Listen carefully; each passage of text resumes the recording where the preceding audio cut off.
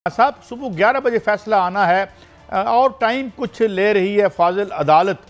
तो कोई क्या मखमसा है, कोई इशू है in the wake of all those things and being जो कही गई जलसों में भी, और ये इशारे भी किए गए ट्वीट्स में कि हम शायद ये फैसला ना माने, तो क्या ऐसी एक अनटूवर्ड सिचुएशन हो सकती है? देखिए, फैसला लिखने में इसलिए कि इसके अंदर बहुत सारे इफ्स एंड बट्स बहुत ज़्यादा हैं इस केस के अंदर, जो कि यूजुअली और केसेस में नहीं होते हैं। इसके अंदर ये तय करना है कि किसने,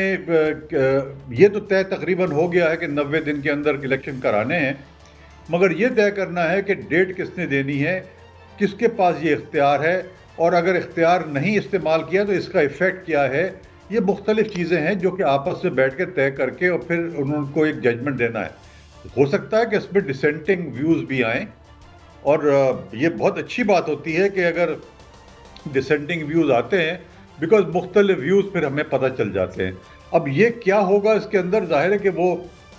आपस में डिबेट करेंगे, डिबेट करने के बाद फिर वो एक नतीजे पहुंचेंगे, उसके लिए टाइम चाहिए। मेरा नहीं ख्याल है कोई इतना बड़ा इशू है, मगर हाँ ये इशू ज़रूर है जो कि कोर्ट में कहा भी गया है, और वो इशू ये है कि अगर डेट अनाउंस हो जाती है 90 दिन में, 80 दिन के बाद वो ये कहते हैं जी टेररिज्म में सडनली हो गया और ये हम पोस्टपोन कर रहे हैं, तो फिर कोर्ट कहती है फिर हमारे पास दोबारा आप आ जाइए, हम कंसिडर करेंगे कि ये चीज़ सही है या नहीं है। और 254 के तहत, आर्टिकल 254 के तहत ये कर सकते हैं, हम कंडोन तो कर सकते हैं मगर परमिशन नहीं दे सकते। ये प्रिंसिपल ले डाउन कर रहे हैं ये। जी भट्टी साहब हमारे साथ हैं और आपको सुन रहे हैं जनाब मोहतरम अनवर मंसूर खान साहब, प्लीज ओवर टू यू भट्टी साहब। बिस्मिल्लाहिर्रहमानिर्रहीम। अनवर साहब, बादियुन नज़र में मोहतरम जज साहबान 5 का 5 बेंच ये तो इस बात पे मुतफिक लगते हैं बज़ाहिर कि 90 दिन में इलेक्शन होने चाहिए, तो क्या इतलात ये हैं कि अगर वो गवर्नर को कहते हैं तो गवर्नर 2 दिन पहले रिजाइन दे देंगे? आज मुस्लिम लीग नून की मुबैना तौर पर मीटिंग भी हुई है और पीडीएम की। आप क्या समझते हैं कि ऐसा फैसला है कि जिस पे इलेक्शन का होना यकीनी हो जाए? अगर वो खाली गवर्नर को पाबंद करते हैं, प्राइम मिनिस्टर को नहीं करते, तो गवर्नर इलेक्शन की 2-4 दिन पहले रिजाइन दे देते हैं, तो फिर 90 दिन का इलेक्शन में होना किस तरह मुमकिन होगा? देखिए, ये बिल्कुल आप सही कह रहे हैं, और यही नहीं है बल्कि इस हद तक बात गई है कि अगर वो भी हो गया, डेट भी दे दी जाए और इलेक्शन कमीशन के पास आए और इलेक्शन कमीशन पूरे रिजाइन कर दे, तो फिर क्या होगा? फिर तो किसी सूरत में भी नहीं हो सकती। तो जाहिर ये बहुत सारी चीज़ें चल रही हैं मार्केट के अंदर, ये सब बातें हो रही हैं कि इलेक्शन कमीशन भी रिजाइन कर सकता है, वो भी, तो ताकि दोबारा इलेक्शन कमीशन की तश्कील हो जाए, उसमें टाइम लग जाएगा। उसके बाद फिर ये अगर ये गवर्नर डेट देने से मना कर दे और रिज़ाइन कर दे, मगर ये सब बातें अपनी जगह पर हैं। अब आई एम श्योर कोई ना कोई हल ये पहले निकालेंगे, बिकॉज इशू ये है कि अगर गवर्नर नहीं दे सकता डेट, तो फिर कौन देगा? फिर इलेक्शन कमीशन की तरफ आएंगे या फिर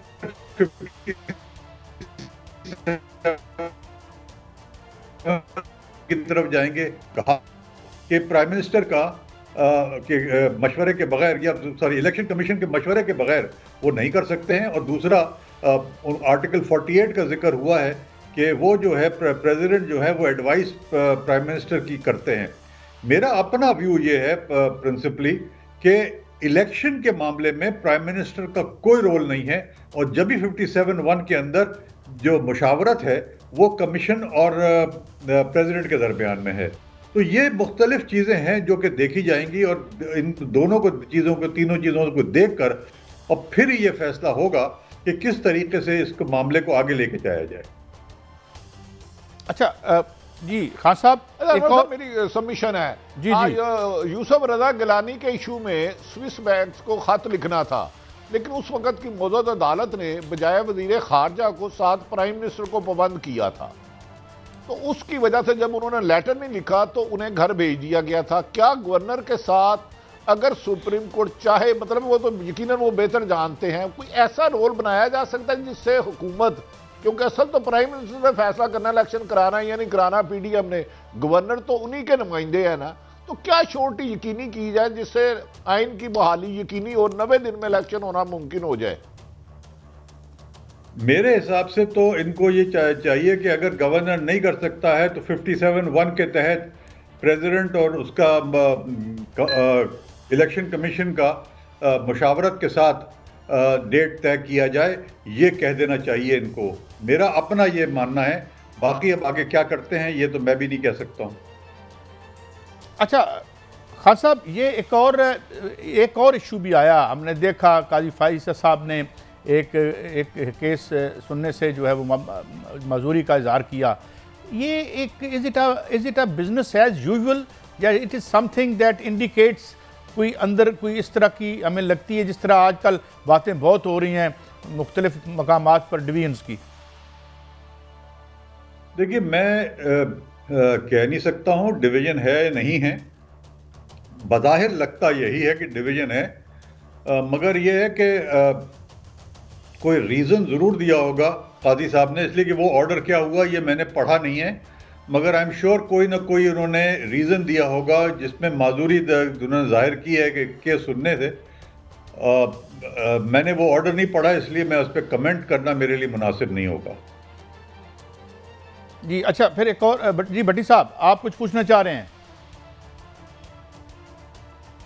अच्छा अनवर साहब, ये जरा रहनुमाई फरमाइएगा, अगर वो इलेक्शन कमीशन को बनाते अदालत, ये तो फैसला यकीनन उन्होंने करना है, आप अटॉर्नी जनरल हैं इसलिए आपसे रहनुमाई ले रहे हैं, क्या वो इलेक्शन कमीशन को बुलाकर ये कह सकते हैं कि भाई आपने इंश्योर करना है 90 दिन में इलेक्शन कराने का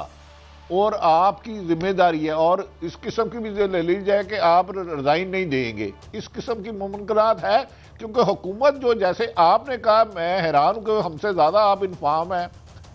एक तो गवर्नर का रिजाइन, दूसरा इलेक्शन कमीशन के रिजाइन देने की आज पीडीएम की मीटिंग में मुबैना तौर पे कंफर्म खबर है, मेरी इतला के मुताबिक वो तरदीद करना उनका हक है। तो ऐसे में हमसे ज्यादा तो सुप्रीम कोर्ट बेहतर जानती है, क्या वो डिसीजन दे कि इलेक्शन यकीनी हो जाए? सिर्फ मेरे इस हद तक है। देखिए जाहिर है वो ये तो किसी को पाबंद नहीं कर सकते कि वो रिज़ाइन न करें,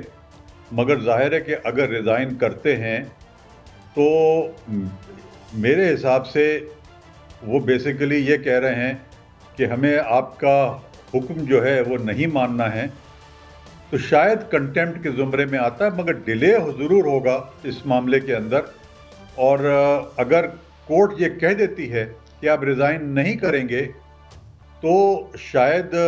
उसमें कोई भलाई हो जाए, मगर मेरा नहीं मानना है कि वो ऐसी बात लिख सकेंगे, इसलिए कि ये जो है वो एक्सक्लूसिव राइट है, हर शख्स का इंडिविजुअल राइट है, उसका फंडामेंटल राइट है कि वो कोई काम करे या ना करे। अच्छा खान साहब, एक तो इदारे अगर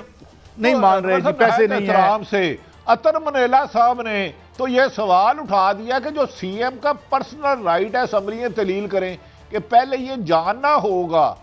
कि असम्बलियां तलील, क्योंकि ये तो हर अफसर का राइट है कि अगर वज़ीर आला समझता है वो डिलीवर नहीं कर रहा, एमपीए समझ रहा है नहीं डिलीवर कर रहा, तो वो असम्बलियां तहलील कर दे। इस पर भी तो मौजूदा अदालत ने सवाल उठाया। और दूसरा, मंदो हेल साहब का एक नोट अभी रिकॉर्ड का हिस्सा नहीं बना तो सोशल मीडिया पे आ गया, इसको आप किस तरह देखते हैं? ये देखिए दो चीज़ें हैं, जो राइट जो है वो चीफ मिनिस्टर का अपनी जगह पर है। अतर साहब ने जस्टिस अतर साहब ने बहुत वाज़े तौर पर एक सवाल उठाया था, मगर चूंकि अब जस्टिस अतर से जो हैं मिनल्ला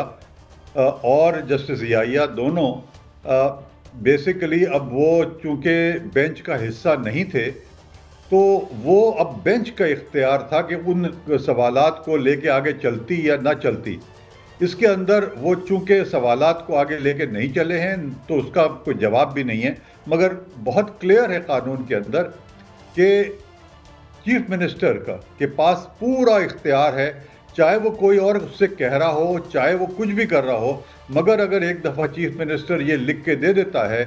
गवर्नर को, तो उस सूरत में ये मैंडेटरी हो जाता है कि वो 48 घंटे में वो असेंबली जो है वो डिसॉल्व हो जाएगी। इसमें कोई इबाहम नहीं है और कॉन्स्टिट्यूशन बिल्कुल एब्सोल्युटली क्लियर है इसके ऊपर। दूसरा, जहाँ तक आपका सवाल है, वो बेसिकली जाहिर है कि मैं उसका जवाब मुश्किल है मेरे लिए देना, मगर बहरहाल अब ये आजकल जो चल रहा है मामला, उसके अंदर मुश्किलात तो हैं। अच्छा खान साहब, एक और बात ज़रा इससे हट के, जो लीगल बैटल है या रैंगलिंग है, असल कहानी तो यही है कि जो इस वक्त गवर्नमेंट है उसे अंदाज़ा है कि उन इलेक्शन में जाना उनके लिए इंतहाई गैर मुनासिब है, माशी हालात और जो इलेक्शन रिज़ल्ट आ रहे हैं। तो क्या अगर ये हम एक किस्म की अगर इदारे खड़े हो जाते हैं खुदा न खास्ता अदलिया के सामने, तो एक सिविलियन डिक्टेटरशिप का दौर भी क्या हमें ये दामनगीर हो सकता है? देखिए, उन्होंने जो जजमेंट में लिखा हुआ है सिसिलियन माफिया और डिक्टेटरशिप अपनी जगह पर, जो भी आप कह लें उसको, बेसिकली अगर वो खड़े हो जाते हैं गवर्नमेंट ये जजमेंट के ख़िलाफ़, तो बज़ाहिर तो यही लगता है कि ये तो खुली वो एक हम अल्फाज तो मुनासिब नहीं हैं कि क्या कह सकते हैं, मगर हाँ ये तो बिल्कुल साफ नज़र आ रहा है कि ये किसी न किसी तौर पर ऑब्जेक्ट करना चाहते हैं, बदमाशी कह लें इसको या जो भी आप कह सकते हैं इसके अंदर, मगर ये होना नहीं चाहिए। इस वक्त कोर्ट्स जो हैं उनको हमें पूरा पावर देनी चाहिए। कोर्ट्स के मामलात के अंदर हमें सपोर्ट करना चाहिए, और किसी तौर पर भी अगर कोर्ट ऑर्डर कर दे